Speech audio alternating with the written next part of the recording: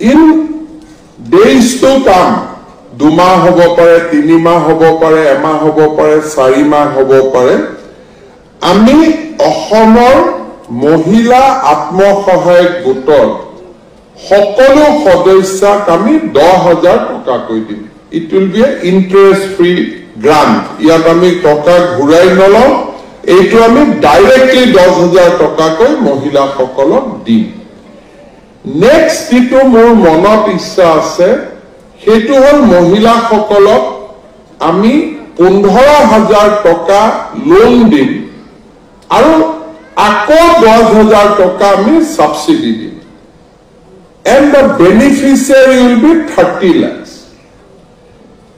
আমি যদি এই মহিলাখিনিক যেহেতু first seed money will go from government, first 10,000 seed money will be given by government, second 15,000 will be loan, again 10,000 will be subsidy. And if that 15,000 loan can be given in 7%, out of that again 3.5% will reimburse. That means amar mohila সকলে সৰু সুৰা উদ্যোগ কৰাৰ এটা বহুত ডাঙৰ সুবিধা লাভ কৰিব.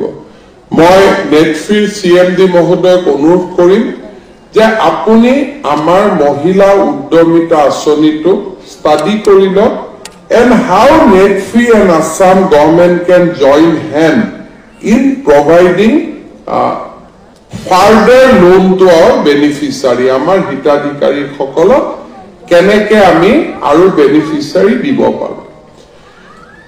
Ditiyote ami Ohomor jubok sokolok 2 lakh toka upfront CM888 ami teolukok grant dim for entrepreneurship.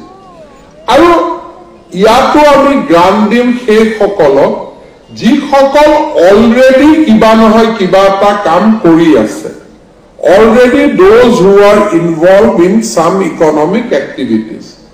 Jodi 2 lakh toka sarkarar pora loan loy aru 2 lakh tokar uporot teolukok ji loan lage, if Netfree comes in and help them, I think ami bahut khini ekelage log lagi kam koribo parim. Central government gives you interest-free loan. Assam government can also give you interest-free loan.